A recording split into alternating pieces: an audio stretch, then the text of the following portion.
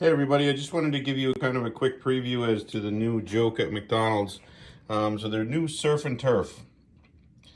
So as you can see, there's the patty, there's a bun, then you have a piece of cheese there, the fish fillet, and then another patty with your pickles, onions, all that kind of stuff. Surf and turf. I thought it would be kind of interesting. So I ordered it, and this is what I got. I got fish fillet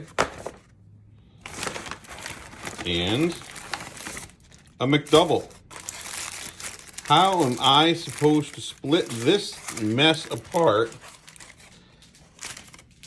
and this, which has, half of a piece of cheese on it, and build my own burger? For $11 this cost me, and I have to build it myself. So apparently you can go to Walmart and ring yourself out. You can go to McDonald's and build your own burger. So apparently now we all work for all these big super food chains. So I would say support your local business, screw the big businesses, because they're trying to screw you. Have a good day.